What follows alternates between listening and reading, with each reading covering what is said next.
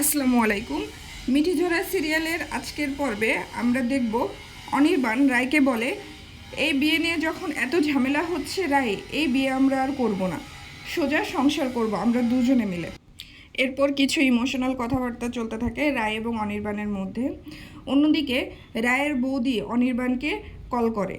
অপরদিকে আমরা দেখতে পারি সূর্যের বৌদি রায়ের মাকে বিভিন্নভাবে বাজে বাজে কথা বলে অপমান করতে থাকে।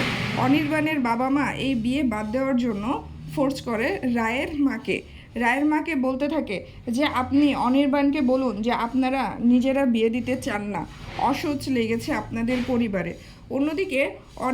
অন্যদিকে অনির্বাণ এবং রায় বিয়ের মণ্ডপে পৌঁছে যায় এবং অনির্বাণ ঘোষণা দেয় যে আজকের রাতেই তারা দুজনে বিয়ে করবে। এদিকে সবাই বলতে থাকে যে রায় লগ্নভ্রষ্টা হয়েছে, লগ্নভ্রষ্টা মেয়েকে বিয়ে করা যাবে না। অন্যদিকে অনির্বাণ বলতে থাকে এই লগ্নভ্রষ্টা মেয়েকেই আমি বিয়ে করব। অন্যদিকে ঠাকুরমশাই বলে যে আজকে রাত 1:30টার সময় খুব ভালো একটা লগ্ন আছে এবং আজকে রাতেই বিয়ে দেওয়া যাবে। এবং আগামী পর্বে আমরা দেখতে পাবো অনির্বাণ রায়ের মাকে হাত ধরে বলতে থাকে আমি আমার সবটুকু শক্তি দিয়ে আপনার মেয়েকে ভালো রাখার চেষ্টা করব।